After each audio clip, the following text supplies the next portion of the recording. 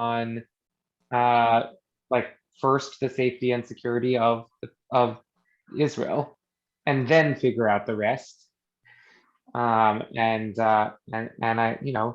I, that's being portrayed there as a tension between universalism and particularism, and in some ways it absolutely is. In some ways it absolutely is. We have to deal with the fallout from that, because we're not the only ones that have read that.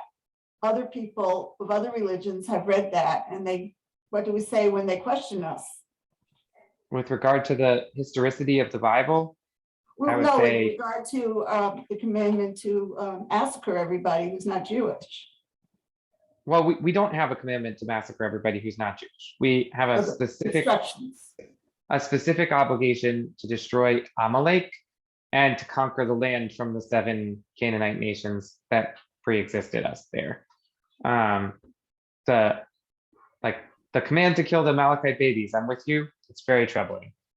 But there's also many centuries of biblical history of Jews, that is, say, Israelites and non-Israelites living very side by side in the land. In fact, this idea that like Israelites worshipped one God, the God of Israel, and Canaanites worshipped many gods, like that is not what the archaeological evidence says.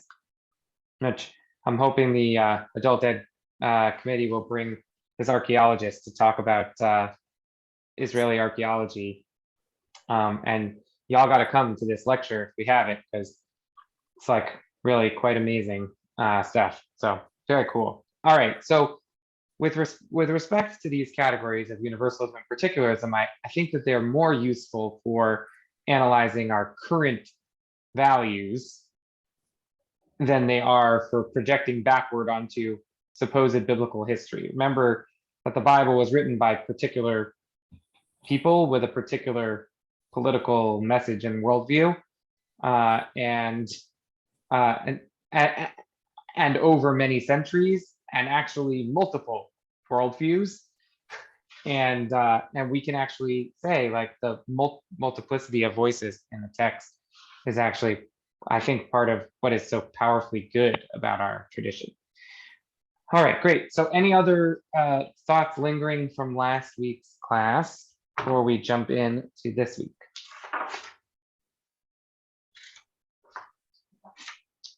Okay, I would just say, to me, one of the most important things first taking away from last week from the lecture was sort of the different paradigms for engaging the tension between universalism and particularism.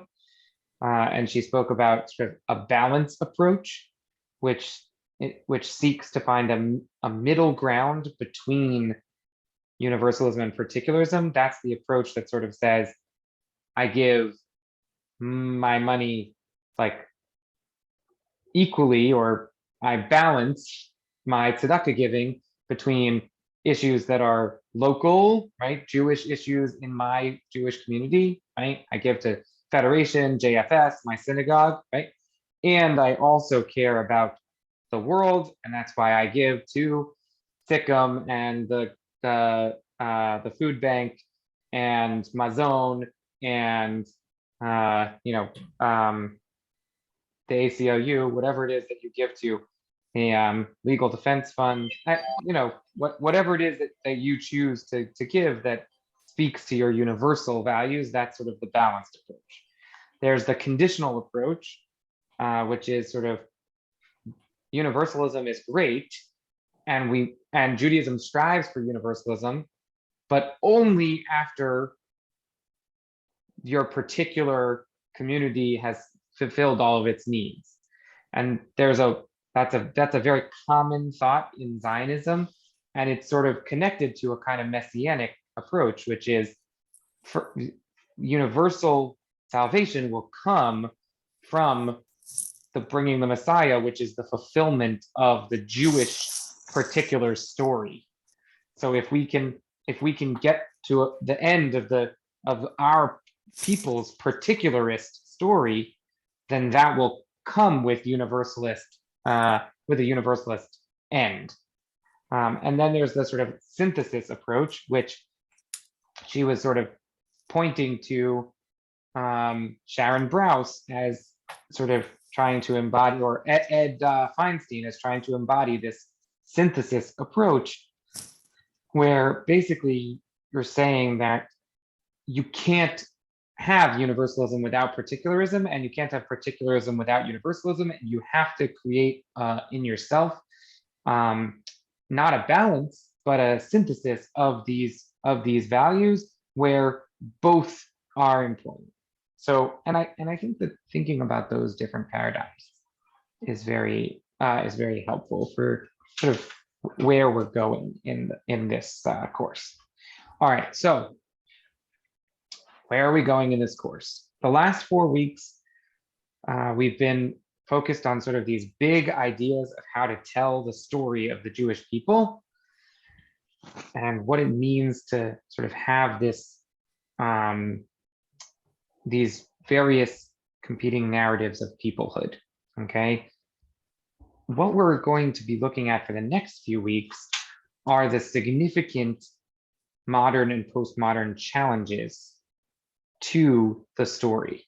So it's easy for us to say, there's the Judaism of being, and the Judaism of being is that everyone is Jewish. Everyone who's Jewish is included. And yeah, it might be that you could accidentally get a little racist there, but no, it's a family, and we're all, you can get into the Jewish family through, conversion, which is sort of like marrying in or being adopted into the family. And so, no, it's a family, it's a tribe. It's not, there's no like blood racism about this, right?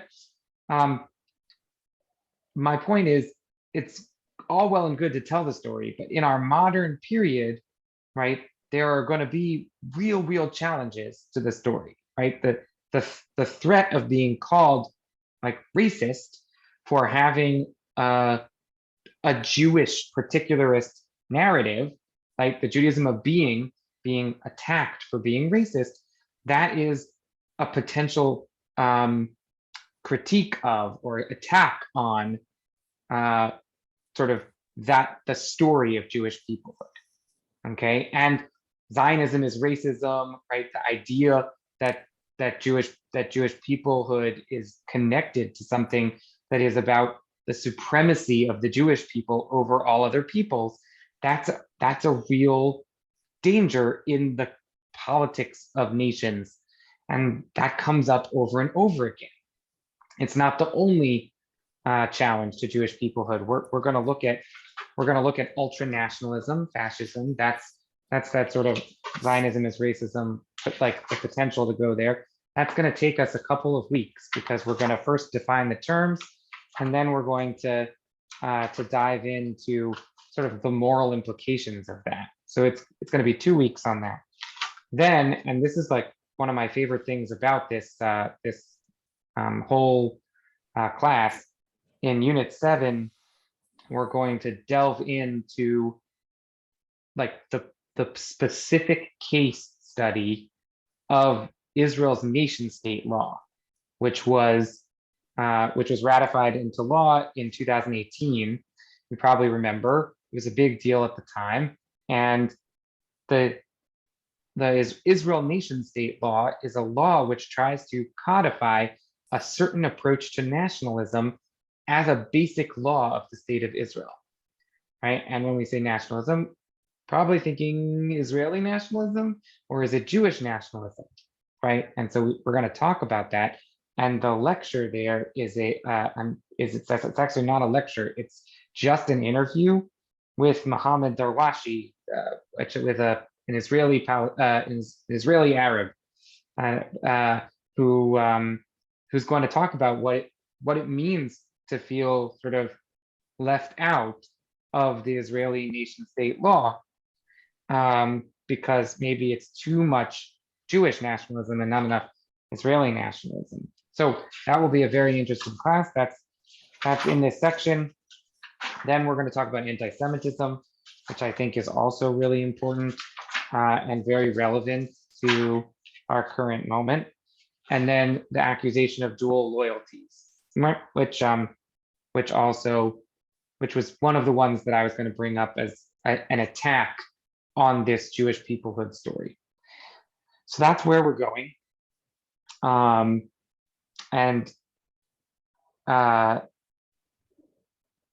we're going to look at Jewish texts that can respond to those different ideas, and we're going to listen to the lectures and the interviews about that. So today we're starting with defining our terms in terms of what nationalism is, and just when I say nationalism, what pops into your head?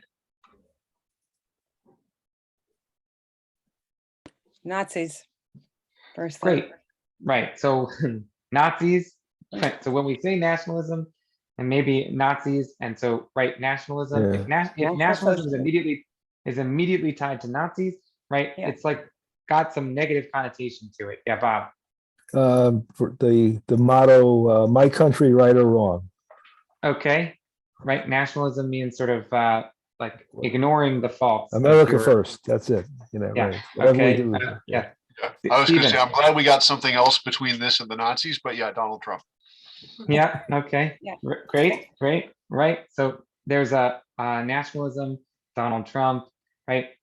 Well, White nationalism, white supremacy, right? So by the way, I asked my teens on Sunday morning, not this past Sunday, but 2 Sundays ago, like when I say the word nationalism, what pops into your head? And they were like caring about your country, patriotism. It was like almost all positive. And I was like, really fascinating. So Yeah. your response was much more along the lines of what I was expecting. given and our I age just- and our knowledge of history. Well, right. They like I had to point out to them that the Nazis were the nationalist party. Like National Socialist. National so, Socialist yeah, the Revolutionary National Party. Socialist. Right. So I told them that, and they were like, oh. So the word What? nationalism doesn't seem to carry, or at least in my small little sample size of children and of teens in our congregation, the word nationalism doesn't necessarily have the same negative connotations that some of us as adults do associate with it. And it was interesting to me that they said patriotism. Yeah. Yeah, Steve. I'm going to Makes brief sense. while we're on nationalism. I'm going to briefly mention Napoleon, just because of what happened in 1805, 1806 might be relevant a little later. And Otto von Bismarck is floating through my mind too, but that's just me. And what? Yeah, sure, right. That I think that's fair, right? The 19th century, when I took European history, I remember learning that the 19th century is like the century of nationalisms, and like before that, you weren't really French or German. You were like whatever town you were from, and you might have spoken French, but the people 3 towns over might have spoken a slightly different dialect of French, and that didn't bother you so much, and you could pretty much understand them. But it's like in the 19th century where what French was started to be defined by the government, and there was a centralized sort of move toward French nationalism, right? Also German nationalism, also British nationalism, also Greek nationalism, and so there were these large empires that throughout the whole 19th century had to keep fighting these rebellions of nationalisms that they wanted to be like, no, we're an empire, stop having nationalism. Yeah, so there's no question that is part of this story also. And Zionism can absolutely be seen with its roots in that cultural milieu, right? Yeah. I mean, the whole thing is looking at Zionism. I mean, it was based on creating a state, creating a nation. Right. Here it is, Israel. We got it. That's all I'm saying. It was based on right? creating a state on the idea that a nation already existed. Okay, yeah, but it was dispersed, right? Yeah, Right. yeah. Yeah. But putting them And- all in one place, we're at least focusing on one place. Yeah. And, this class is about peoplehood. And I think that peoplehood is a way that you can talk about what it means to tell a story about your connection to other Jewish people worldwide without using the words nationalism. That is to say, like, when you talk about peoplehood, you might translate that into Hebrew as Am Yisrael, right? The nation of Israel, right? Am Yisrael Chai, right? What does it mean to have a sense of peoplehood? It's to have a sense of Am, of nation. So we're going to look at that, and let's start by looking at the definitions as they provided them for here, right? So definitions of categories. Here are some definitions that we're going to be using, and we just want to start out by defining our terms so that we can clarify. And it's not that this is the only thing that nationalism means or the only thing that fascism means, but it helps to start with, this is how we're going to try to understand it in this context. So does someone just want to read all of these, like Anita? Okay, should I start starting with Start with nationalism? nationalism. Yes. Yeah. Nationalism advocates for loyalty, devotion, identification to, with one's own nation, and support for its interests, including the prioritization of some of these interests over those of others. It views the sovereign state as a morally legitimate and necessary political framework wherein members, citizens distribute to each other goods and pursue, protect, and promulgate their identity, values, and culture. Right. So that's like very similar to the nationalism is patriotism sort of idea, right? That is, what does it mean to be an American? It means ultimately, right, we care about everybody in the world, but we don't pay taxes to everybody in the world. We pay taxes to the United States government, and our taxes don't support everybody in the world, except through foreign aid projects, right? But our taxes support our roads and our social welfare programs and right? That is an understanding of American nationalism that is like the state is morally legitimate and necessary, and that's fine. Like the state can take our taxes and like spend it on us. We want that, and we care about American values. We care about American culture. We're all going to eat turkey on Thanksgiving unless we're vegetarian, right? And that's the sort of nationalism is patriotism idea, right? Loyalty, devotion, identification, right? And that's sort of what you get when you say, yeah, I'm proud to be an American. All right. Keep Fascism. Yeah. Fascism embraces the exalting of one's nation, race, above others, and legitimizes the support for its interests to the exclusion and discrimination of others. Yeah, so it's interesting to me that this definition of fascism doesn't include, right, violence, which, like, if you ask me what is fascism, I would probably have said something like fascism is violent ethno-nationalism, right? It is the idea that your country should have sort of a militarily approach to the world. Yeah. Yeah, isn't there more to it than that as an economics? I mean, it's obviously for obvious reasons gotten a very bad name. But at some point, it was considered to be a philosophy of structuring a society that wasn't necessarily violent. I'm just wondering what other aspects could be put into the Right. Well, I think bucket of that's it, Bob. fascism.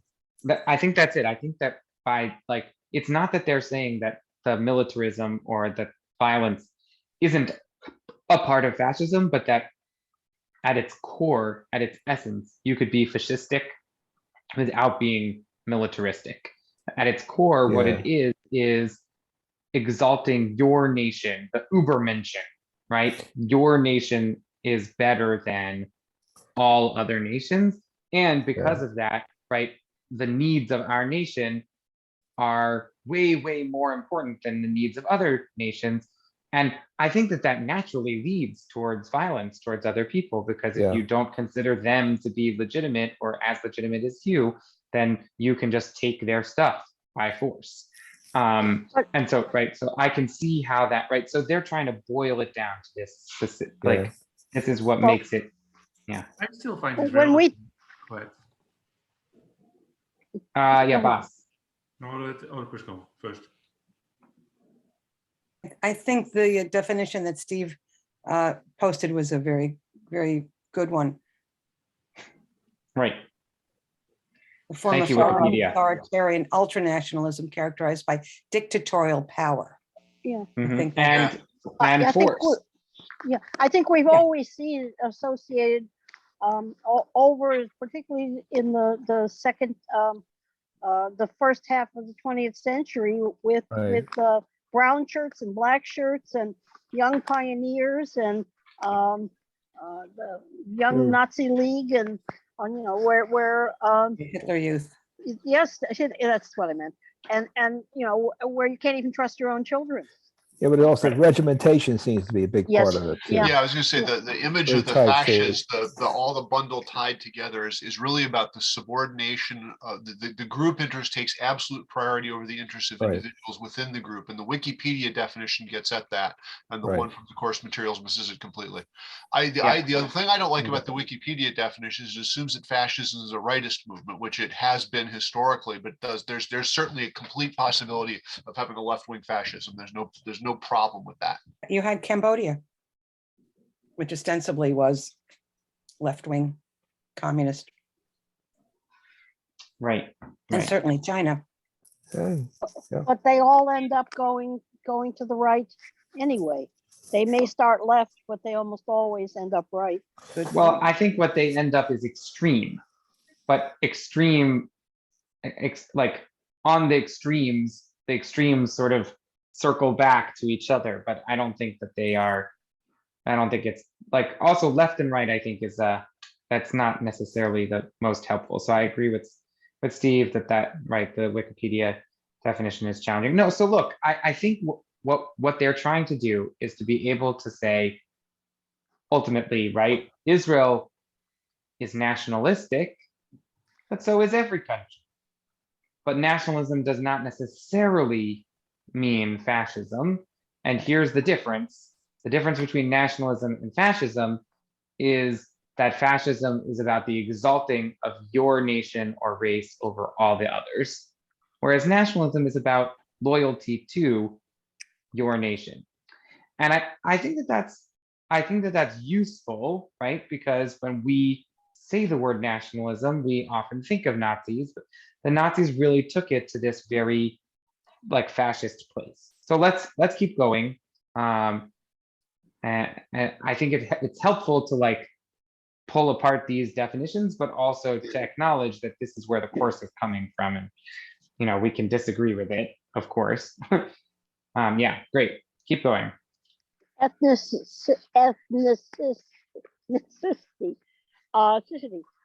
relates to the population subgroup founded on a narrative of a common and shared origin, history, language, religion, and culture. Sure. Right. So you could be, I always write on my census form that I am ethnically Ashkenazi and racially Jewish. That is to say, I'm an Ashkenazi Jew. I I have to write that in because that isn't one of Yeah. that isn't one of the categories. But I find it very hard to check the box for white. We can talk about that more. Okay, great. Ethnic nationalism. Ethnic nationalism legitimizes and advocates for the formation of nation states around members of a particular ethnic majority, despite the presence of other ethnic minorities living within it. The state is owned by the ethnic majority, which is defined independently from the state and predates it. So I guess a good example of that might be Turkey. That is to say, Yeah. right, there are other ethnic groups in Turkey, but the Turks is the ethnic majority, and the country is defined by that ethnic majority. There are many other nations that is also true of, but Turkey is the one that popped into my brain first. What right. about Syria? That's Well- a minority group, right? At least it. Yeah, I mean, Lebanon. right. I can't say to be like a huge expert in the ethnic groups in Syria and Lebanon, but I would say that yes, right. Sometimes nations, like states, are like an ethnic minority and ruling over a majority, like Well, one to distinguish between ethnic and tribal. The Alawites might be more distinction by tribal distinctions than ethnic distinctions. like I said, I do not feel confident to speak on that particular, but also my understanding of Syria is that it basically isn't functioning as a state at the moment, although maybe some parts of it are. All right, great, keep going. Civic nationalism legitimizes or gives preference to nation states formed around the inhabitants, citizens of the state in which they live, regardless of their ethnic origin and or majority or minority status. Right, so the United States of America right It's now America, is yeah. the United States of America is right now engaged in a huge debate about whether we should be ethnically nationalist or civically nationalist. That is to say, there is a definition of American that is, here is a white majority, and what it means to be American is to be a member of that white majority. And there are lots of Spanish-speaking people who are ethnically Hispanic, and there are lots of Asian people who are ethnically lots of different Asian cultures and ethnicities, but they are minorities, right? There's a big Black American ethnic minority, right? And all of these different minorities they're living in this white American state. And certainly, right, there are definitely like Americans that really strongly feel that way. And civic nationalism would be a way of describing what it means to be proud to be an American, because I'm proud that you can be from anywhere in the world and become a citizen of the United States, that we have a multi-ethnic, multinational state where, like, okay, like what it means to be American doesn't have to do with your ethnic origin or whether you're a majority or minority of people in the state. Like, what makes you an American is that you have an American passport, right? That you vote in American elections, that you live in America, right? And I think that is that's a huge debate in our culture right now. Okay. Individualism views individuals rather than collectives as the basic unit of moral concern. The rights that individuals possess and duty to which they are subject are all grounded in their humanity rather than their national, civic, or ethnic identity. Right. And I think this sort of gets to Steve's point about how fascism missed the collective. Like, that is to say, that image of the bundle of sticks all tied together. Like that our definition of fascism sort of left that out, but by putting individualism in, it lets you draw that contrast between a society which is more heavily weighted toward the collective and a society which is more heavily weighted toward the individual. My own personal experience of American society is this like America, like individualist. I'm going to do whatever I want and I don't care about anybody else. And I'm not going to wear a mask in public or buckle my seatbelt or whatever. And everybody's going to pay for my, healthcare, even if I get sick based on my own inability to make a reasonable choice. Like, okay, but the thing is that, right, we're probably too much of that in this country. Like, caring about other people is like a big part of what I like about the countercultural message of Judaism with respect to our general culture. Like, so I okay. And the last one. Globalism, a view which sees the boundaries and interests of nation states as arbitrary and or morally problematic, and which advocates for bonds with individuals and groups around the world on the basis of their individualism or an identification with their socioeconomic, cultural, gender, and ideological positions and concerns. Workers of the world unite. Nothing to lose but your chains.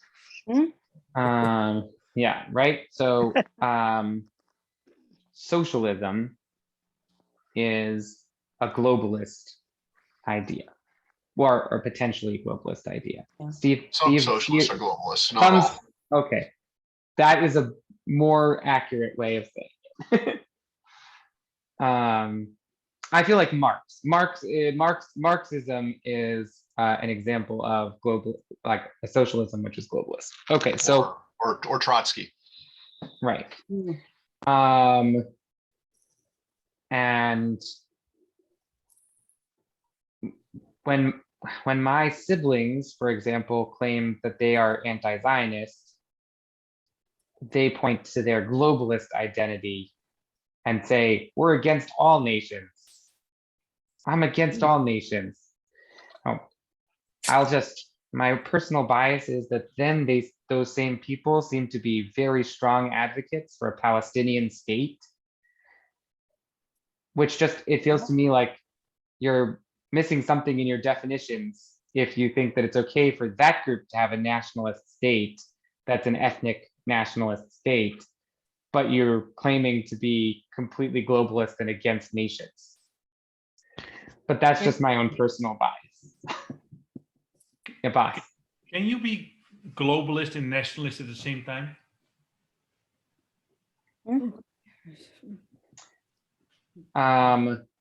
Like internally, you're really proud of being an American, but at the same time really want you as an American to help other countries to progress? Right. So I think that wanting to help other countries to progress and which, like, for example, to be an American who really, really cares about foreign aid and about like the way that America wields its social and economic power in the world and also military power in the world, right? To care very deeply about how we interact globally is not the same as thinking that basically like a nation state is an illegitimate form of power. Right. I think the difference is a triumphalist aspect to saying that we're the best and we're going to show you, we're going to be in charge of things, versus we all have something to contribute from our own unique national character, and we go to work together, kind of a collectivist approach versus a triumphalist approach. All right, so we're gonna quickly look through some of these texts. So here in Genesis, God is giving this blessing to the people, right? And God creates the people all at once, all human beings, just like God created all the cows at once and all of the trees at once, and like everybody, like they all came into being, right? And the people are different because they're made after the image of God, and they are supposed to be dominant, right? They shall rule the fish of the sea, the birds of the sky, right? So now, is that ruling? Is that, are we supposed to be thinking about whether that leads us to this idea of like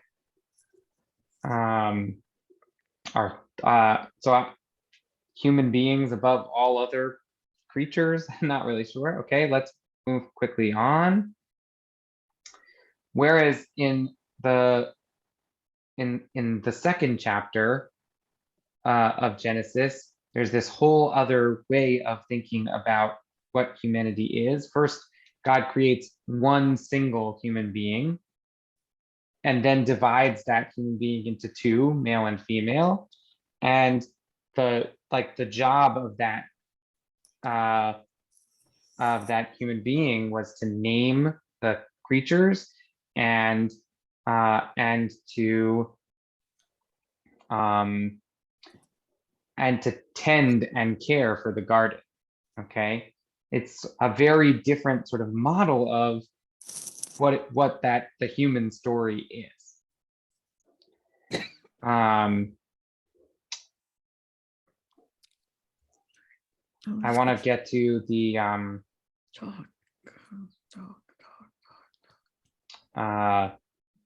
get to this text from the Talmud. Yeah, I understand.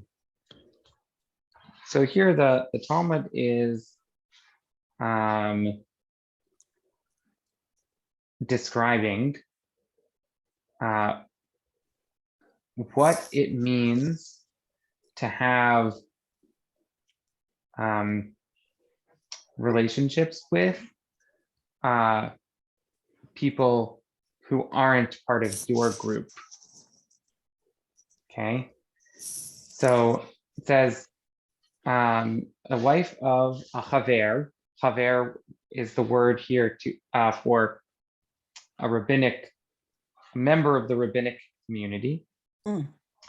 May lend the wife of an Am Haaretz. That might be an Israelite, like a Jewish person, but not a member of the rabbinic community, sort of a non-practicing Jew, or practicing but not in the rabbinic way. A winnow and a sieve, and she may select, grind, and sift with her. But once the wife of the Am Haaretz pours water into the flour, the wife of the chaver may not touch anything with her, because one may not assist those who commit transgressions. Right. So the issue here, I think, is has to do. I think the issue has to do with whether the tithes have been appropriately taken from the food. I think it's because once it's wet, it's subject to tama. Right. So that's right. So the as long as you're just preparing the grain, you can do that with anyone. But once you've mixed in the water, then it's stopped from being just grain, and it has started being food, right? Bread. It can rise. It's going to, right? And now you're participating in something which is forbidden. And the Mishnah. Why is that forbidden?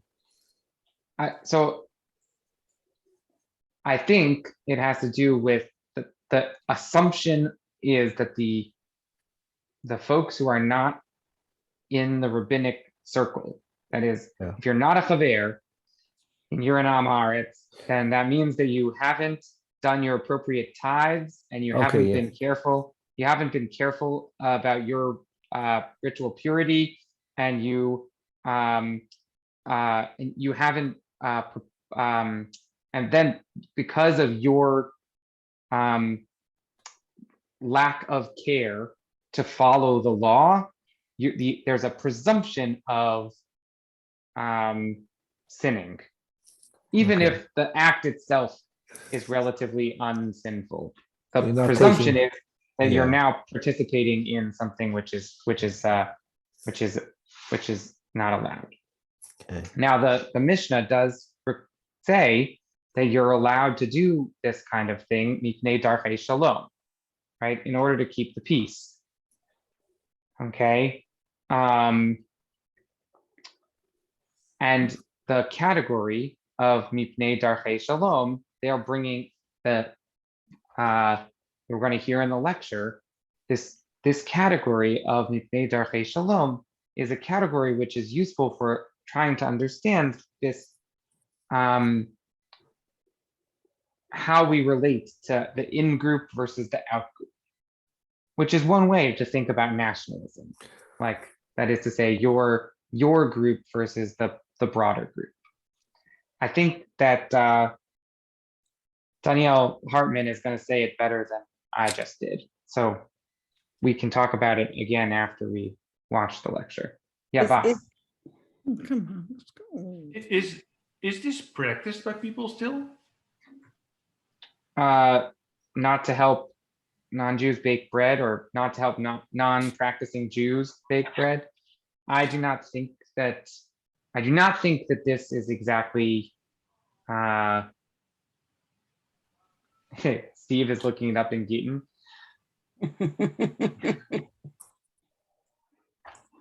Yeah. I've seen very religious people or Jews help others. Right. So I think that's the tension here, that they're bringing this text. This is probably not a text in the Talmud that you've seen before, because it's a text which is dealing with this issue, but it isn't necessarily the answer that we want, right? And I do think that, right, that dealing with these texts that are challenging us in these categories it's useful. Mm-hmm. The Mishnah that is referred to here says, women may lend utensils to a friend who is suspect with regard to eating produce of the Shemitah year, but you can't. You can lend tools, but you can't grind it. Once the wife of the Amaretz pours water into the flour, thereby rendering it susceptible to ritual impurity, the wife of the Chaver may not touch anything with her, because one may not assist those who commit transgressions. And all of the allowances mentioned were only stated mipnei darchei shalom, meaning this whole allowance of allowing you to winnow and sieve and grind and sift with the person, right? You're only allowed to do that because of the sake of peace. Like, probably if you weren't worried about this for the sake of peace, you wouldn't even be allowed to do those things. So with this carries the idea that if you're dealing with somebody who's, you don't know that they know all the ways of kashrut and keeping their kitchen just so and all that, that's what this might refer to in a more modern day, or? I would hesitate to say that we are making any particular legal claim from this particular passage. Right. I would need to do more research about it. Yeah, So why can you help a non-Jew, but you can't help a Jew? It doesn't make any sense. Yeah, well, that's a great point. That is to say, um,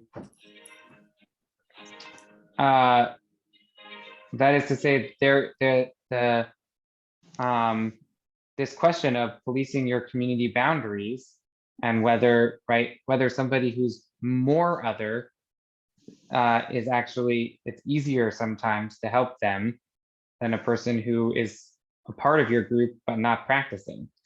And I've experienced that. It's like my most obvious experience with that is with non-practicing Jewish professors. They are the worst at giving Jewish students time off for Sukkot, right? You go up to a non-Jewish professor and you say, I can't be in class because I'm celebrating a Jewish holiday. It's the Jewish holiday of Tabernacles, and here's what it means, and here's why I'm not going to be there. And it's just like Rosh Hashanah 2 weeks ago. I'm not going to be in class, but I'll make sure to get the notes from another person. And can I come into your office hours to talk to you? Like, I've never met a non-Jewish professor who wasn't receptive to that particular way of approaching it. The most difficulty that I had in college was with non-practicing Jewish professors, of which I had several, who were like, I don't celebrate Sukkot, so why should you? Or Sukkot, I've never heard of that Jewish holiday and I'm Jewish. Are you trying to tell me that there isn't something about, that there's something about my religion I don't even know? Like, no, you can't have time off for Sukkot. I'm teaching, right? And so I think that there is sort of a way in which the more other is sometimes easier than the close. Well, I mean, the non-Jew is not bound by the commandments, by the mitzvot, you know, so they can, whereas the Jew, even though they're not practicing, theoretically is, and so you're Is bound. enabling them with it, you know, right? Steve is Absolutely. busting his gut over this. Oh, Yeah. what's Okay, going on? let's Oh, jump into this definitely. this lecture. Okay. And I do want us to get to the interview this time, because I found it was helpful in clarifying. And so I'm going to play the lecture at 1.5 speed, and you just tell me if that doesn't work for you. Okay.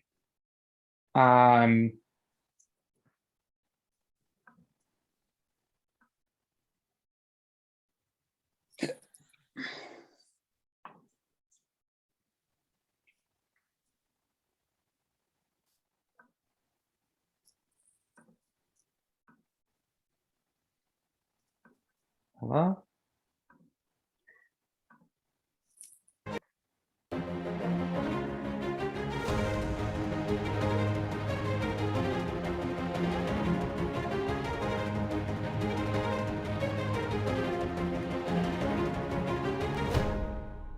Over the next 7 sessions, we will explore some of the central issues which pose serious challenges to the vitality and possibly viability of Jewish peoplehood, or the experience of a unified Jewish people in the 21st century.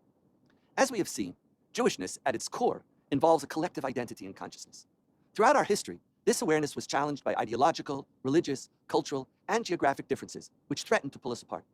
What is particularly challenging today is that it is precisely those forces which serve to unite Jews in the 20th century, that is, Israel, Zionism, and anti-Semitism, that have today become the locus of Jewish debate and divisiveness. We will delve into the sources of these disagreements and explore whether there are ways to overcome them, or at the very least to foster greater understanding and clarity as to the challenges we face and possible ways forward. In today's session, we will begin with the challenge of nationalism, a word that has become subject of partisan divisiveness, a word embraced by some and an anathema to others. This debate around nationalism does not merely involve North American or European politics, but threatens to turn Israel, the nation state of the Jewish people, into a partisan issue around which Jews can no longer unite. I will then explore these issues in greater depth in an interview with Professor Gil Troy and Dr. Masua Sagi.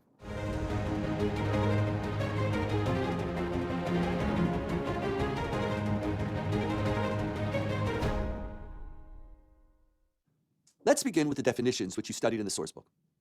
At its core, nationalism entails, as you saw, loyalty for, devotion towards, or identification with one's own nation and support for its interests.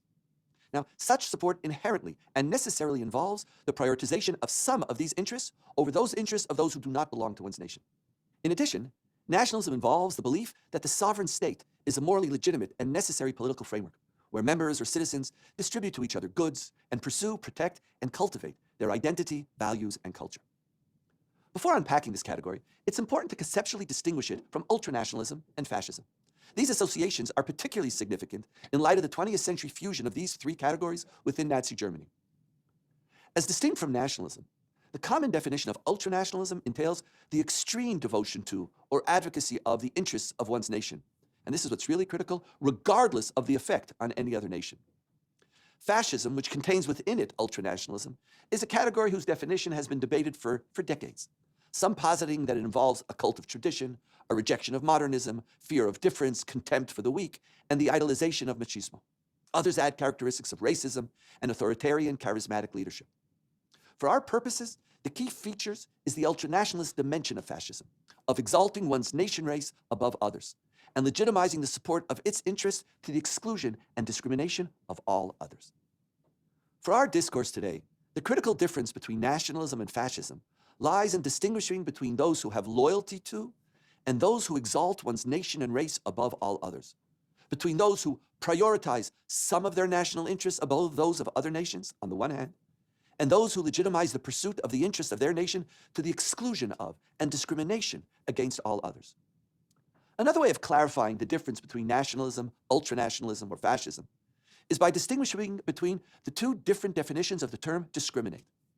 One means to differentiate and distinguish, while the other means to make an unjust or prejudicial distinction in the treatment of people. That a nation pursues its interests and at times differentiates and prioritizes its needs over those of others is self-evident and common sense. Our moral intuitions legitimize such policies on an ongoing basis. Just as we see that it is self-evident that a parent has greater responsibility towards his or her children, and when prioritizing their needs is not morally discriminating, but rather making morally required distinctions, so too is the case within states and nations. In fact, failure to prioritize is experienced as an act of disloyalty and moral failure. As a result, it is not merely sound policy, but a moral responsibility of a country to expend its resources for the furthering of the welfare, first and foremost, of their citizens, to protect its borders, and to claim the natural resources within those borders for the well-being of its citizens. It is even legitimate and required to go to war if others attempt to appropriate those resources for themselves. Similarly, every state, whether incorporating the category of nationalism or not, even if it allocates foreign aid to others, spends the vast majority of their state budgets on healthcare, education, welfare, social security for their citizens and their infrastructure needs. For example, in the United States, the debate around universal healthcare is not whether healthcare in the United States should be truly universal, applicable to any human being qua human being around the globe, but rather merely whether it should apply universally to all citizens or inhabitants of the United States. While there is a moral position, such as that prescribed by Peter Singer, which advocates for the moral necessity of distributing all of one's resources solely on the basis of need, regardless of family, communal, or national ties, none of us functions this way. And it clearly contravenes the moral intuitions and decisions almost all of us make, regardless of our political ideologies and affiliations. Similarly, as Michael Walzer posits, social structures are frameworks for the distribution of goods to its members. And the first and most significant good entails the distribution of membership, allotting it to some and prohibiting it to others. Deciding the allocation of membership is done in accordance with the identity, interests, and capabilities of the community. There is no state, nationalist or not, which does not have a membership policy, a process for determining who and how people are granted the right of citizenship, whether it be on the basis of kinship, potential contribution to society, or the society's ability to incorporate new citizens. All countries have such policies, and their foremost commitment is to maintain and improve the well-being not of the new members, but of their own citizens. In summary, the act of prioritization is indispensable to most of our moral and political decisions. Now, it's true that all prioritization involves discrimination, but in the sense of distinguishing between as distinct from discriminating against. Now, while our moral traditions clearly legitimize and even more obligate loyalty and prioritization towards those who are closest to us, from family members to fellow citizens, at the same time we understand that such support such prioritization must have boundaries. It cannot entail the complete and total exclusion and discrimination against all others who are not fellow citizens. To do so is to move from nationalism to ultranationalism or fascism. And so, while supporting immigration policies, most countries, including Israel, Canada, and the United States, are also signatories on the International Convention relating to the status of refugees. In doing so, most nations are recognizing that while we rightfully give precedence to our own needs, when an individual lands on our shores who is facing death and persecution in his or her home community as a result of his or her political or religious affiliations, or race, or gender, at that moment, our responsibility to human beings, qua human beings, trumps the self-interest of our nation. Consequently, while we're not required to grant refugees citizenship, we are morally required to grant them visas which permit them to stay in our country and work to support themselves. Similarly, while we recognize our moral obligation to defend our country from attack, we morally distinguish between our responsibilities in the case of wars of defense as distinct from wars of aggression. When pursuing my national interests involves the appropriation of others' territory or resources, I'm morally required to object and refuse. Prioritization, yes, but only within certain moral parameters. When such parameters are removed, that is when our moral sense believes that one has moved from loyalty to racism, from nationalism to ultranationalism or fascism. Now, it's important to remember, as we state over and again within our I Engage series over the years, that good people, moral people, and intelligent people may disagree about policies and the implementation of their moral principles. The fact that someone may morally critique, for example, an immigration policy or a particular military intervention does not mean that that policy is fascist. Within nationalism, within the morally accepted parameters of prioritization as distinct from discrimination, there is room for equally legitimate, though diverse policies. It is true, nationalism can descend into fascism, but so too can globalism. An issue is not whether our political opponents use a category, but how we choose to use it. An issue is whether loyalty, identification, and prioritization of one's country's or nation's interests over others is inherently morally flawed, or whether particular decisions made by some under the banner of nationalism, it is those decisions which are morally flawed, and not necessarily nationalism itself, which must be critiqued. But why nationalism in the first place? Why choose to enter a relationship or an ideology that advocates for loyalty and devotion to the interests of one group or nation over others? We have seen in our sources that there are real arguments around this question. For some, nationalism is just an unavoidable feature of human nature. Most of us are drawn to see ourselves through the prism of this kind of collective identity. And given this inherent feature, we must work to make sure it is expressed in its most moral and least problematic form. For others, like Martha Nussbaum, it's precisely our moral challenge to seek to transcend this tribal feature of our identity, to work for a world in which partisan allegiances are diminished, and to struggle to develop a commitment to a universal humanity. For conservative theorists like Khazoni, nationalism is the best way to structure the world order. It acts as a bulwark against imperialism and draws tribes and clans into cooperative societies. Two of the conceptual adversaries of nationalism are, as we saw, individualism and globalism. Individualism advocates for viewing individuals rather than collectives as the basic moral unit of concern. And globalism challenges prioritization on the basis of national borders and identities, as distinct from other criteria, such as humanity, qua humanity, gender, socioeconomic, and cultural connections. In this, the last section of this lecture, I want to reflect on why, as a Jew, I disagree with Nussbaum and have a greater affinity to nationalism.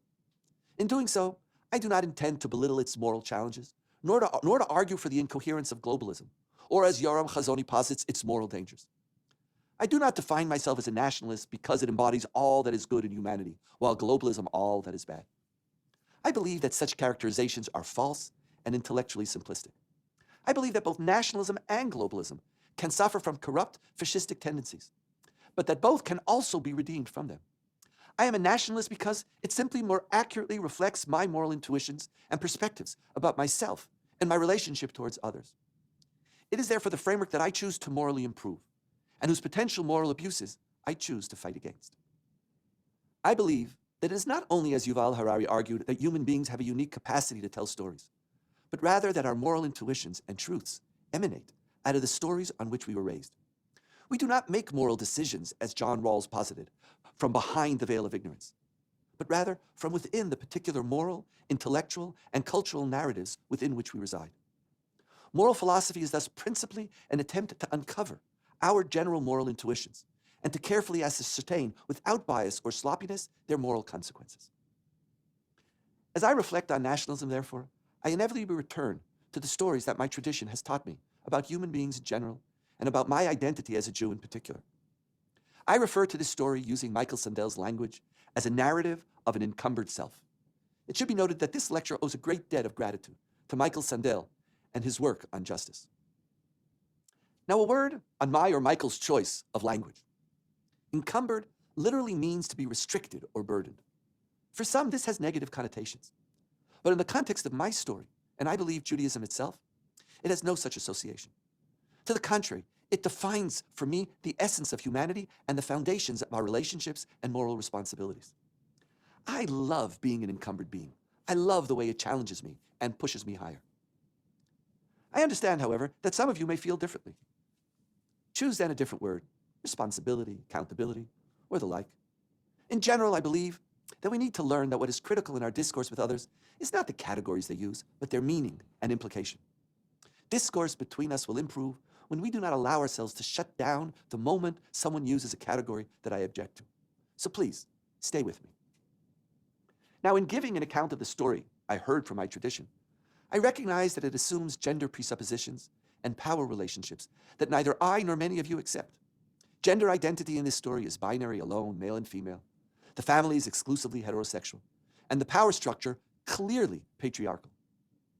I, like all of us who are shaped by and have a relationship with our tradition, learn how to learn from them, identify with them, and even ascribe value to them, despite the fact that I reject some of the moral assumptions contained within them. As a Jew, I'm not merely shaped by, but also claimed by my past, encumbered, if you will. And that claim requires of me to fight over its meaning by adapting, interpreting, and at times rejecting some of its moral assertions. What to keep, what to reinterpret, what to reject. Therein lies the question which all religious modernists, regardless of our faith traditions, struggle with alike. Now, as you saw, the Bible begins with two distinct stories of creation.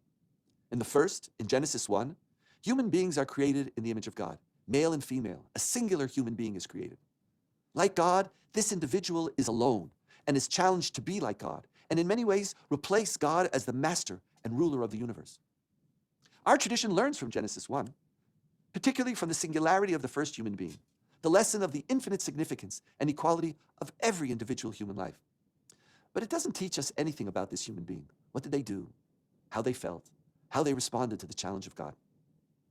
It is in Genesis 2, however, where human history begins, where we are introduced to humans' interaction with each other, God and the world.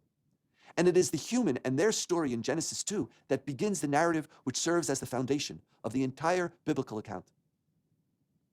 In Genesis 2, a singular human being is created as a male, and this singularity is portrayed as a problem, as aloneness. And as the Bible states, it's not good for Adam to be alone. God's first responsibility after creating the world and the garden within which humanity was to sojourn was to help Adam overcome his loneliness. Once Eve, the woman, is created, aloneness is overcome, but a sense of encumberdness is created, which is defined as essential. As the Bible states, and therefore a man must leave his mother and father and cling to his wife. Human beings are in relationship, and this relationship demands loyalty and even prioritization, your spouse or your significant other over your parents. It is within this relationship that the Bible unfolds the story of humanity. We next encounter the expansion of encumberness from one spouse to one sibling. When God calls out to Cain and asks, "Where is Abel, your brother?" God is assuming that we are our brothers and sisters' keepers. And Cain, who responds, "Am I my brother's keeper?" is the first to fail to live up to the moral consequences of family encumberness. When God despairs and gives up on humanity and decides to destroy the world, we are told that Noah alone finds favor in the eyes of God. And as a result, God decides to begin anew with Noah as a new Adam. Here, however, as distinct from Genesis 2, God does not recreate for Noah a spouse and a family, but assumes that the salvation of Noah must include his family, with whom Noah is encumbered. Consequently, they're invited to go into the ark with him.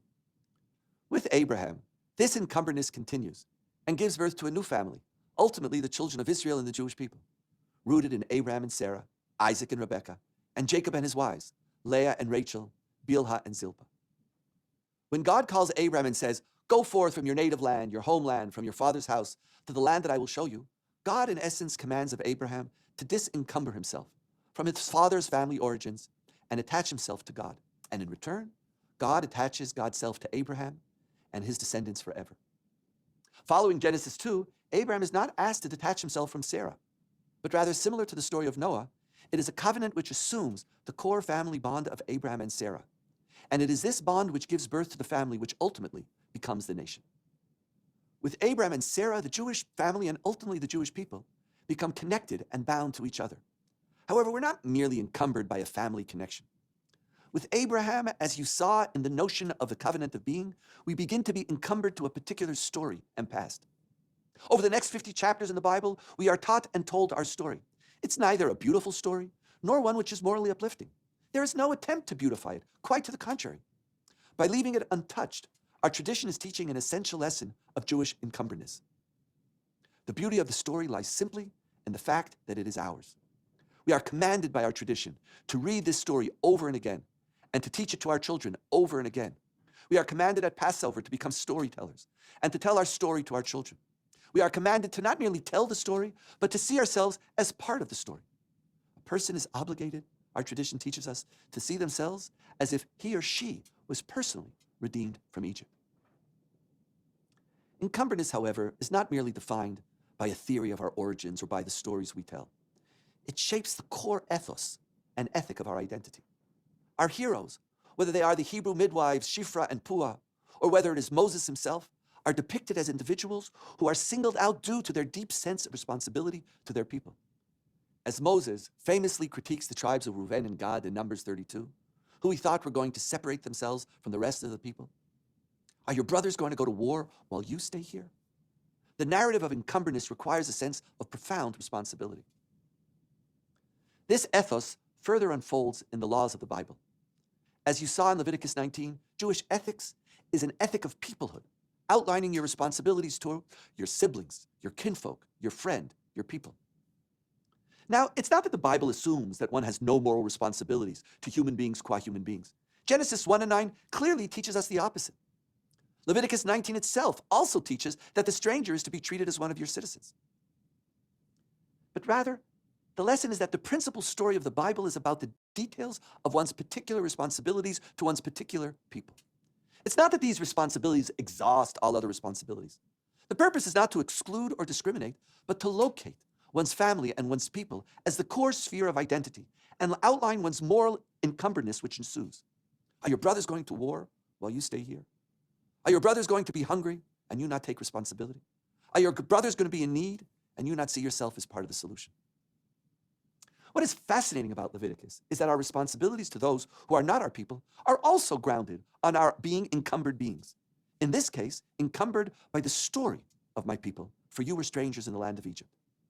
Our sense of self and our moral duty emerges precisely from within the particular context of our people's stories. It is at this point that our first discussion about nationalism is about to come to an end.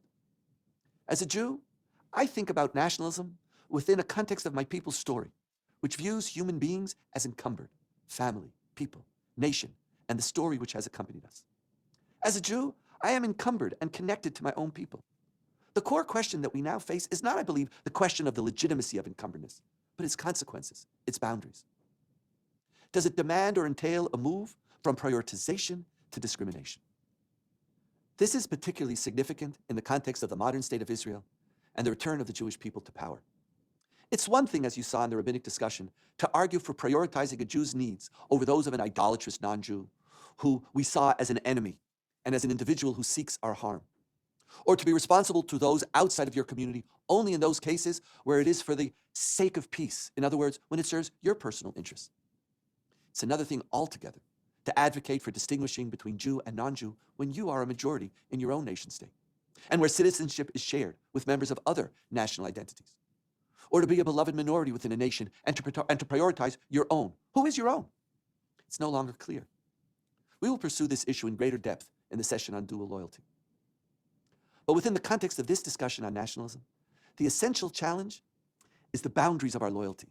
And how does the distinction between prioritizing some of one's national interests as distinct from legitimizing support of one's own interests to the exclusion and discrimination of all others play itself out?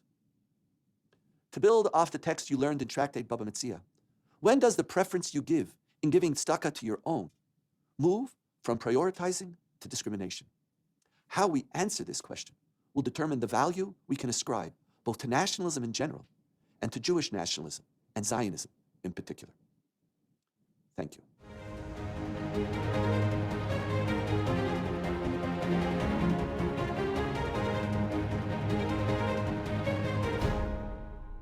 In the last lecture, we began to explore the category of nationalism. What is the difference between nationalism, ultranationalism, and fascism? The core question that the lecture raised was, is nationalism an inherently flawed system? Or are some of its manifestations flawed? And I want to explore more deeply today this notion of nationalism, both in Israel and in North America. And I'm joined by Masoua Sagiv and Gil Troy. Gil, what is North American nationalism, both in the United States and in Canada today? In the fall of 2018, during the congressional campaign, when Donald Trump got up in Houston and said, "I am a nationalist, say it," and all the crowds yelled, "I am a nationalist," he put his big golden T on the word nationalism. My friends from the right said, "Okay, we're nationalists." My friends from the left gave up on the term. Neither of them should have done that, because nationalism has to be a more neutral term. Nationalism basically means a community of communities. It's based on a cocktail of history, of geography, sometimes of religion, and a certain ethnic and destiny sense that adds that je ne sais quoi, that sense of we want to create these communities. Is it artificial? Is it imagined, as Benedict Anderson teaches? Yes. You drive from Poughkeepsie north, and at a certain point you hit Plattsburgh, and then you cross the border, and you've gone from America to Canada. All of a sudden you start saying A, you might have better healthcare, you might have higher taxes, things change. It's imagined. But on the other hand, it's very, very real. And I, as an American historian, can't explain the history of America without talking about nationalism. Could you go into that a little bit? What do you mean you can't explain the history without talking about nationalism? Because for many people, the riff very often is that nationalism is a European category. Not before Donald Trump, it wasn't a category for North America, but as historians say, you can't understand America without nationalism. The whole story of the United States of America is, it starts with 13 colonies that form, and at first it doesn't work very well. Declaration of Independence, Articles of Confederation. It takes the Constitution. We, the people of the United States, coming together, we're creating a national idea. And what the beauty of American nationalism is that inherent in the DNA is liberalism, lowercase l, is democracy, is freedom, is equality. And I'm ultimately what I call a Fitzgeraldian nationalist. Just as F. Scott Fitzgerald, the great writer, said, you have to have two intelligent thoughts in your head to be an intelligent person. You have to balance two different ideas. And American nationalism, Jewish nationalism, Zionism, most healthy forms of nationalism are both tribal and also idealistic.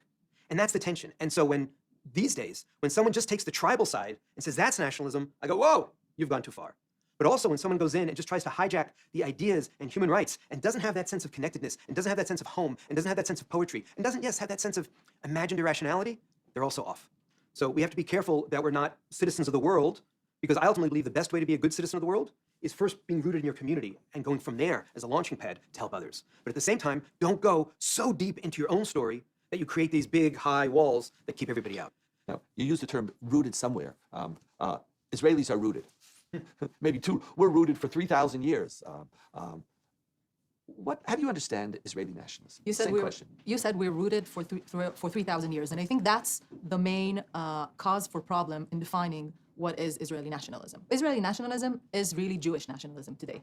We have a combination. I agree with you totally about combining something traditional and something ideological maybe, or modern perhaps. So we have that in Israel. But the traditional is heavily rooted in Jewish religion, in Jewish culture, in Jewish history. So today... So when I said we're 3,000 years, I said in Israel, I was really only referring to the Jews of Israel. Exactly. So you were referring to the Jews in Israel, and the Israeli practices today are very Jewishly painted, even though they're not necessarily religious. Okay, so even the secular Israeli practices are highly Jewish and are highly drawn to the Jewish tradition. So Israeli nationalism is principally Jewish nationalism. Well, yes and no, because it's principally Jewish nationalism, but it's not only Jewish nationalism. With an extra something, with an extra culture which was created in Israel, and with the democratic element that is very strong still in Israel. So, but where does that put the non-Jews in Israel? So that puts the non-Jews in Israel in a very hard spot, because not only they don't feel at home in the Israeli context, in Israeli symbols, in Israeli public sphere, but also they do not have the same right that other Jewish who are not Israelis have. Within the context of the state of Israel. Exactly. Gil, how do North American Jews relate to Israeli nationalism? The story is that nationalism is the problem, but you're arguing that nationalism is inherent to the North American experience. You spoke about America, and I assume Canada as well. But within this nationalism, this story of Jewish nationalism, is there something inherently challenging to North American Jews? Yeah, so first of all, it's interesting because Canadians in general see themselves as less nationalist, but Canadian Jews tend to be much more Jewishly patriotic. And American Jews increasingly have a problem with the word nationalist, although they have a deep sense of nationalism, especially as Americans. And the way I explain it is, when I talk about Israelis and American liberal Jews, is I think of David and Isaiah. King David was ultimately responsible as king for making the country work, making the country safe, sovereignty. And Israelis are Davidian. American Jews are increasingly Isaiah. They believe more in universalism, they believe more in peace, they believe more in these lovely ideas. Now, when you actually read all of King David, and you see he also was a psalmist and he played the harp and all that, you see he had also his idealistic side. And when you read all of Isaiah, not just the good parts, you see there was also deep nationalism there. So what we need to do is understand that when we have a healthy dialogue, American Isaians can remind Israeli Davidians when they're at their most stressed, dream. And Israeli Davidians can remind American Isaians, remember also loyalty, remember patriotism. So that's when it works well. Unfortunately, these days we're much better at finger pointing. So how do you feel when you hear criticism levied against the essential nationalist project of Israel, especially very often from Jews? Well, I find it very difficult to relate with the demand for an either or, because I see nationalism and specifically Israeli nationalism, as combining two elements: the traditional, cultural, religious, Jewish element, which should be pluralistic and should be interpreted, etc. And maybe we'll get to there. And also, at the same time, very connected to the core values of Western society, to equality. So how do you mix the two? Is Israel mixing the two? Because the criticism is that you're not. So the criticism is not. This is a very shallow, I think, presentation of things, because as a lot of other countries, America included, at some points we are combining it stronger, and at some points we are finding difficulties in combining the two. Definitely the public discourse is problematic. The public discourse demands us to make a distinction. Either you are a nationalist and then you are more patriotic, or you're a human rights advocate and you believe in equality and justice and for everyone, not only for Jewish people. But again, I advocate for combining them both. And I think that in many aspects, the state of Israel does that. What's its greatest flaw? What's its greatest failure? The biggest failure is because of our fear of losing our identity and perhaps even losing our lives. We tend to not see others and not see enough others and not really activating the same standards onto others that we want to be, that they would be activated upon ourselves. Gil, what do you feel is the greatest challenge to Zionist nationalism? I think we've allowed our trauma over delegitimization to hijack the conversation. And I think we have to go from the Zionist idea to the Zionist ideas. We have to open it up from left to right, religious, non-religious. When I travel around, especially in the United States, I feel like the windows have been closed and everybody's battened down the hatches. And I say, let in some air, let in some complexity. What does that mean? What does air and complexity mean? What it means is... So in other words, what's the flaw? The flaw in nationalism is that we're not allowing in that conversation, we're not allowing the air? When nationalism becomes defensive, it starts falling in on itself, and it really. And then it decides who's in and who's in and who's out, and who's the enemy. And the enemy wins. Even among the most ardent patriots, they're so busy yelling and screaming about the enemy, they've forgotten to dream. And so let's take this conversation about nationalism, about fear in nationalism. What do you believe are the primary causes for the ascendancy of nationalist sentiments? Because so often it actually plays on the politics of fear. Is it just the fear, or looking at that global context, what do you see? So first, as an American historian, I have to say that the real rise of nationalism goes back to the 18th century, the 19th century, the need to create these communities of communities. Explain that a little more. Community of communities, expand on it. Communities of communities meant that France had to become France. Italy had to become Italy. The United States of America had to become the United States of America. It used to be these United States of America. And after the Civil War, we realized, no, nation, nation, nation. The key idea of Gettysburg Address, Abraham Lincoln, is nation. That becomes the way you organize and the way you empower. That's nationalism, that's right? national. And that's a neutral tool, right? Jews in the 1940s suffered through nationalism, National Socialism, the Holocaust, and were elevated by Zionism. Same people, neutral tool. What we're talking about is ultranationalism. We're talking about a hijacking of nationalism where you take nationalism and you burrow in deep. And why? Because you have economic anxiety. Because we figured out a world where you can make billionaires off of high tech, but then everybody else only has basic jobs. They don't have the middle class background, the basis that you had in the 1950s. You have technology, which annihilates community and annihilates self and makes me so focused on what everybody else is saying about me and are they liking me that I've lost my sense of soul. And so in comes, make America great again. In comes Brexit. In comes these one-liners that are actually answering a deep human need. We shouldn't just dismiss them because they're answering a need for community, for belonging, for tradition. But unfortunately, in our demagogic politics, they end up going too far. So I want us to be proud. I want to make America great again, and Israel great again, and Britain great again, and Canada great again. But part of that greatness is remembering the other.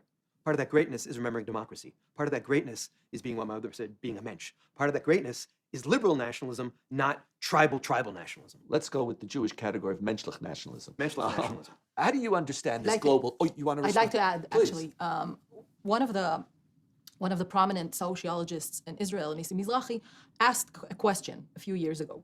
How come that those populations who are seemingly in the most need for human rights reject it? How come? And it's not something that happens only in Israel. We see it at other countries as well, together with the rise of nationalism or ultranationalism. I'm not sure.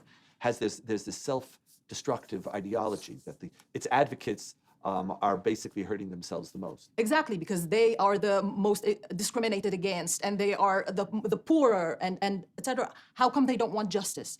And the answer is that, as opposed to human rights activists, these people see liberalism and human rights not as the solution for the social problem, but as a problem and a threat. And the problem and a threat, not because of fear, but a problem and a threat on their identity and on their culture. And that's why.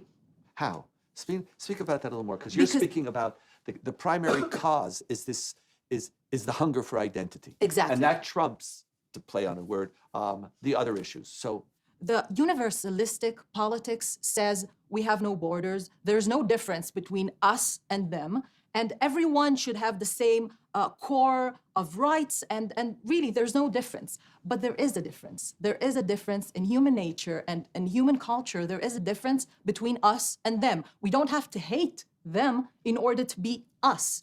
And this belonging, to be a part of an us, is something very strong and very inherent into human culture.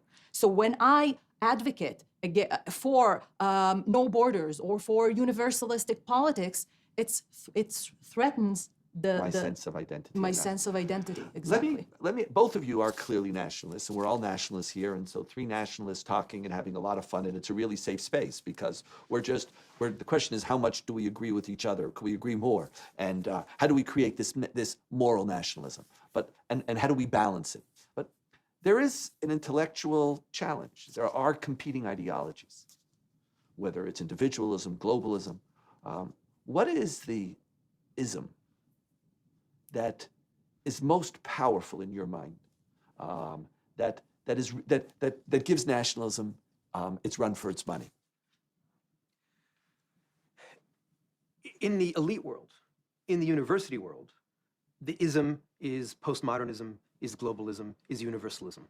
It's an ism that says we don't want to have borders. It's an ism that says we don't want to have boundaries. And it's an ism that actually creates that sense of resentment among the people who want to be proud of their identity. Power? Let's not look at its power. Challenge. I want to talk about what its power is. Its power because we're not going to deal honestly with it's- nationalism unless we recognize that there's a real alternative out there. Its power is just as every human being, I believe, wants to be connected to something.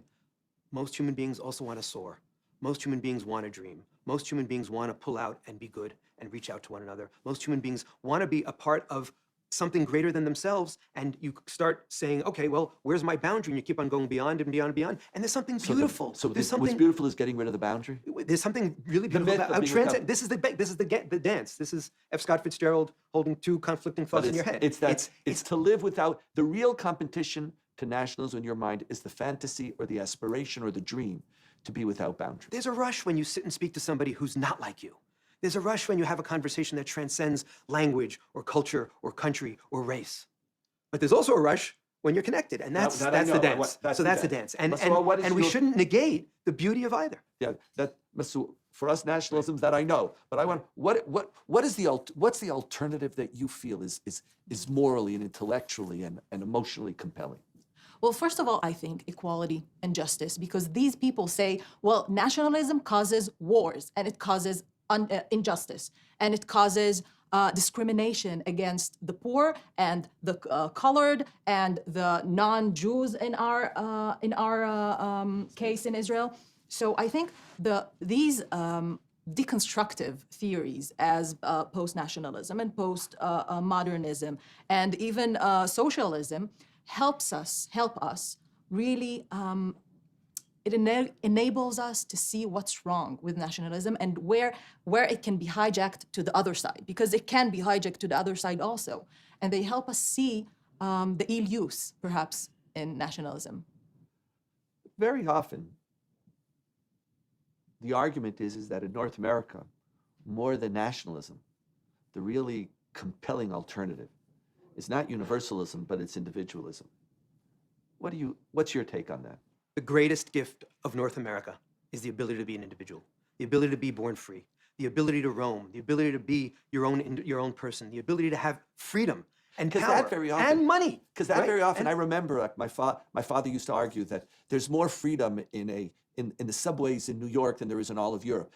It's not the universe. Maybe in the campuses it's universalism, Right. But outside, it's this sense of it's not only about the group. It's also about me, myself. The great gift of North America is the first mass middle-class civilization, where so many people, comparing them to other people throughout the world and other people in previous eras, are allowed to just be themselves and to build their own lives. And that is very, very powerful.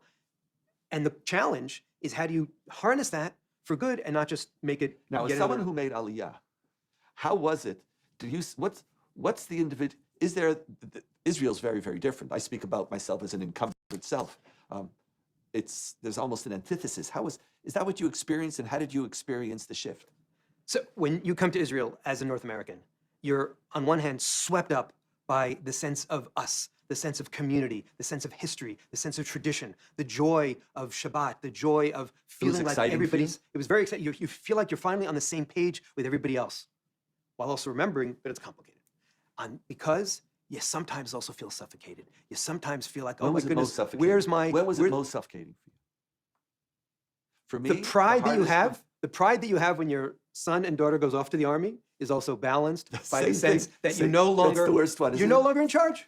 The worst one when they have... And they're now all dressed in green. They have your kid. Right? And on the one hand, there's something really noble and altruistic and wonderful and nationalistic about it. But also, as someone who spent my 20s studying and burrowing deeper and deeper into my life and my concern and to my navels, there's something really beautiful about that. About having the time to be able to do that too. And you miss that.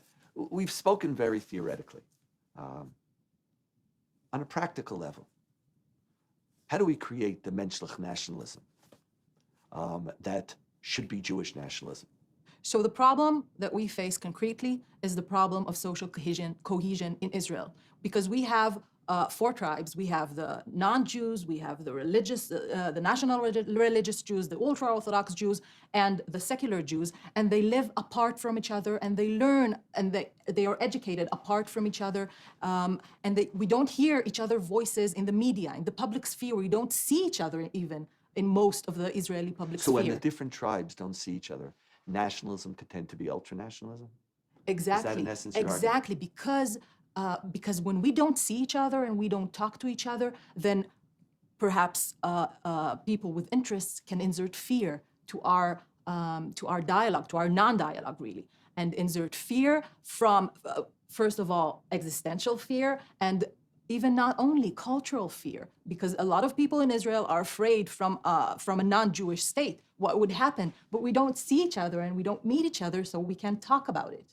So alienation becomes or mutual alienation and estrangeness becomes the ground for fear. And when fear enters nationalism, it could become ultranationalism. Gil? We need national leadership and we need national projects.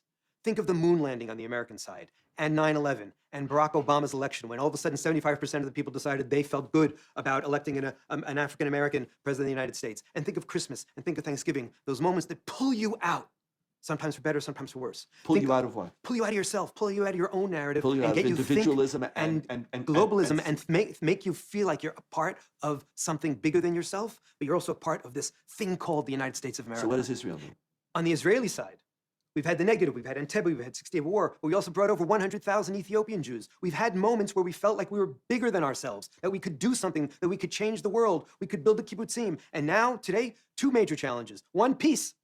Let's start working, use all our startup creativity from left to right to break out of the box and create a peace plan, not based on what they aren't doing, but based on what we can do. And second, let's fix that Israel-diaspora relationship. Let's build on things like birthright. Let's build on things where we remember that the Zionist idea is not just Israel as a state for all its citizens, but also a state of the Jewish people.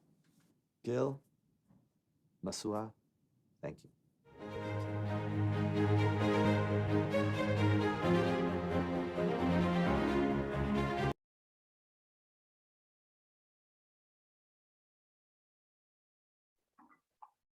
So thoughts, reactions?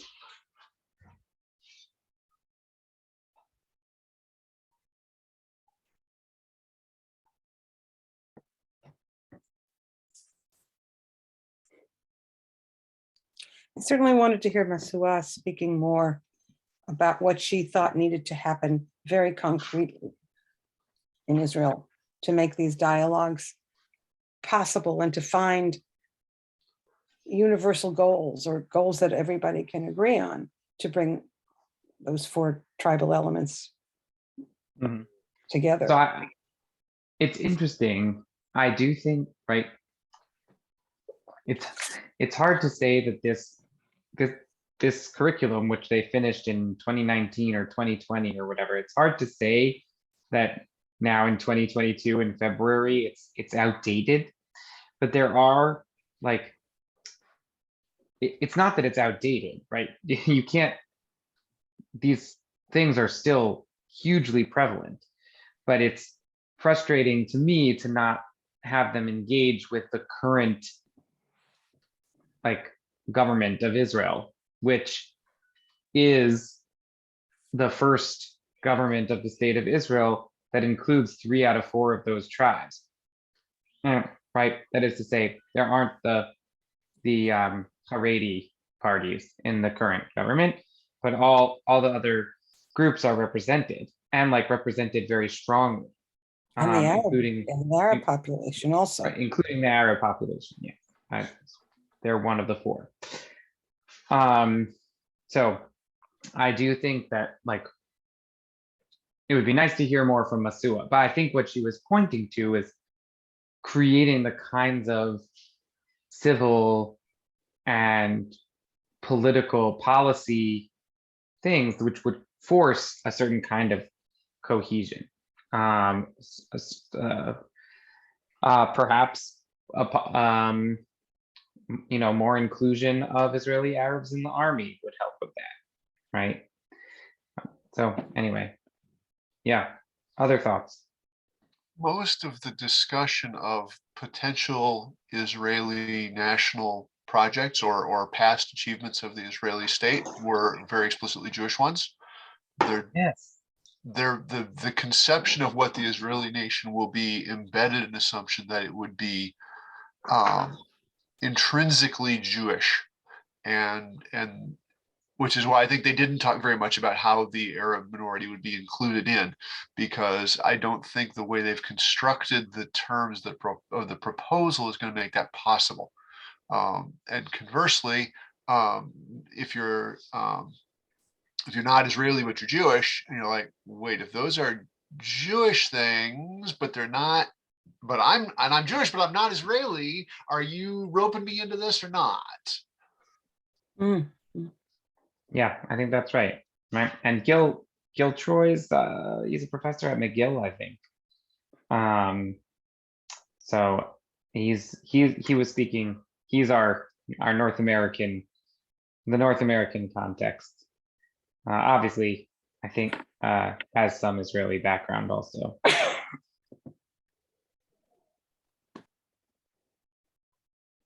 Other thoughts? What do you think about this idea of encumberedness? So, okay, so I have actually read Sandel's entire book called Liberalism and Limits of Justice. If that was in my class, he'd get like a B- on it. He explained it reasonably well, but there's more to the story than is given there. But he had the basic idea right, I thought. Yeah, I mean, I guess more than like the accuracy of his analysis, and I haven't read that book. I'm curious to know whether any of you have thought about your Jewish identity, right? So I would probably not say encumbered. I would probably say obligated. But to me, my sense of mitzvah, my sense of chiyuv, my sense of obligation is clearly in some ways very similar to a sense of encumberedness. That is, let me try to give an example, which, I mean, obviously I'm only going on what he said, so maybe I'm completely misunderstanding the concept. But a lot of people talk about sort of the ethics of vegetarianism as an issue of animal rights. And like, I grew up in a house where my father didn't eat meat, but he didn't eat meat because he felt that human beings have an obligation to treat animals with to treat animals better than our like system does. So he would regularly say, it's not about animal rights, it's about human responsibilities. So I guess I bring that because I feel like my sense of obligation extends, of course, first to my family and my community and my town, and to the Jewish people, and then to the world. That is to say, I do feel like a sense of spheres of obligation. And I do not feel like it's morally problematic to feel that way. In fact, I really live very much embodied in that. When I make choices very much connected to deep wondering about what encumberedness, like what obligations I have toward these various groups.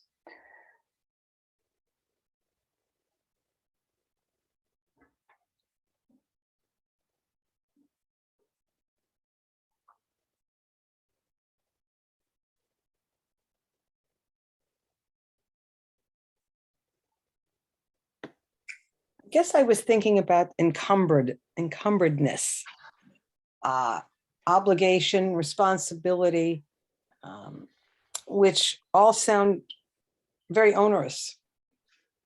And certainly can see that with some of the mitzvot, which for me might seem onerous. But I was thinking more that it's membership in this community and all the other communities that I am a member of has a very positive sense of responsibility. I've joined the club, as it were, the various organizations I'm part of, and in so doing, take on whatever comes along with it. Now, born as a Jew, I didn't have a choice, and certainly I could put that into the equation, but practicing is one I've decided I'm taking on these responsibilities.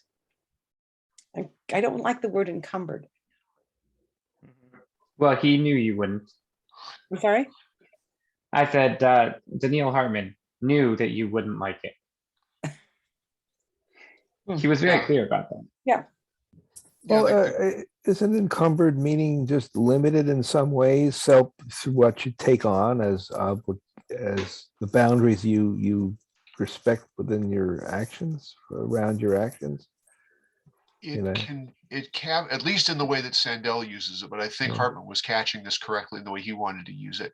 It Mhm. conveys a set of obligations which are specific to you, so they're different for different people, which is why because they're this is how Sandel's, I don't want to use the word communitarianism too carefully, but that word gets applied here, because your obligations are particular to the circumstances in which you find yourself.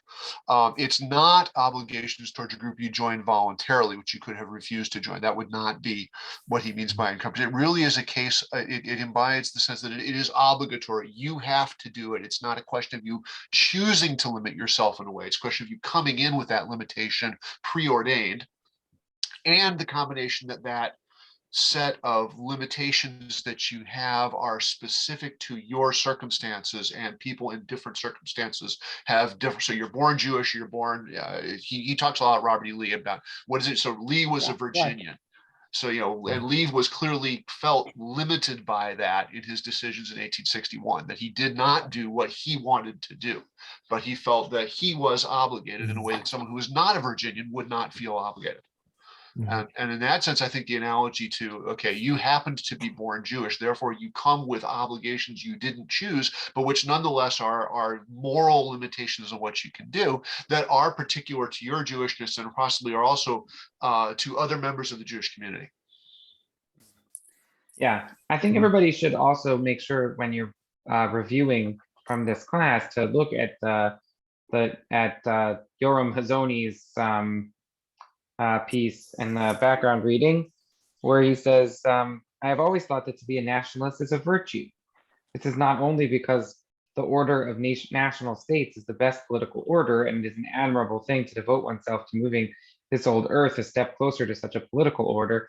Besides this, I believe that orienting oneself toward an order of independent national states paves the way for certain positive traits of character that are more difficult, if not impossible, to attain, so long as one remains committed to the dream of empire. So he like very passionately buys in to this idea that nationalism is better than empire, better than a multinational entity. And he suggests that the universalists, Christian universalists who believe that everybody should be Christian, or that Christian values should encompass everybody in the world, right? Muslim universalists who believe that everybody should be Muslim, or that Islam should be the one overarching way of understanding the world. Liberals who believe that liberal values be universal, or Marxists who believe that Marxist socialism should be universal, right? All of them are trying to create these unified political, like universal political movements, which he thinks are worse morally than having different nationalisms. It's an interesting, political argument. Makes me want to read his whole essay and not just this selection. I've met him a couple of times, Yoram Hazony.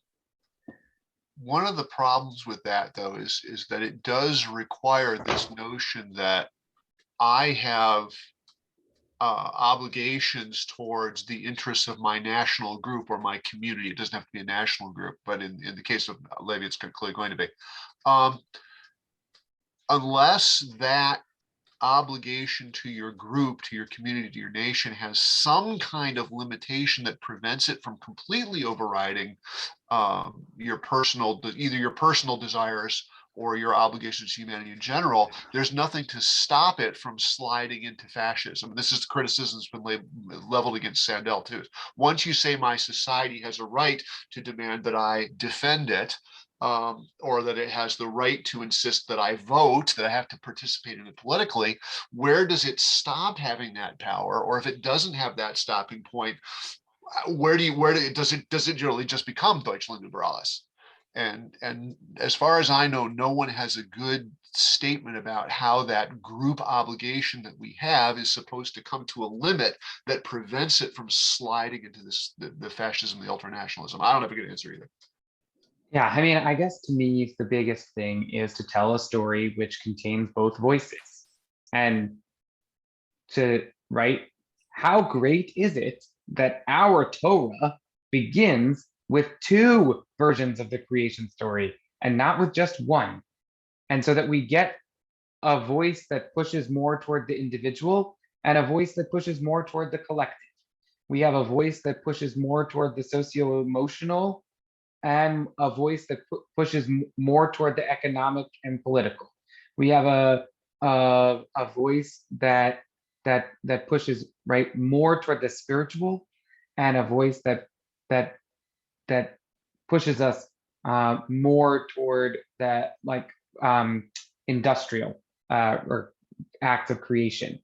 And I think that right, one of these is more universalist and one of them is more particularist, right? Our Jewish story begins with all of this connection to the whole world, and people are created in the image of God, right? And we have responsibilities to humans qua humans, but we are rooted in our specific particularist story, and our obligation toward the whole comes from that sense of being a part of the Jewish people. So to me, the where the limits are, and I guess this is sort of a fuzzy answer, but where the limits are is in how we tell that story of both having nationalism and having boundaries to that nationalism. And I think that's got to be a constant struggle. And certainly in the case of the state of Israel, there are some real challenges to it.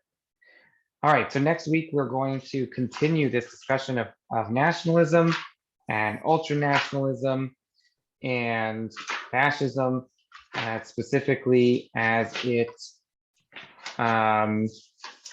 affects sort of the moral implications. And so we're going to look at some of these texts from Isaiah, some stuff from the Talmud, some stuff from Rambam, and we'll engage with that next week. So thank you, everybody. Great night. Good night. This was a very interesting It was, yes. beginning of some thinking. Very challenging. That's good. Challenging. Yeah. Yeah. Good night, all. All right.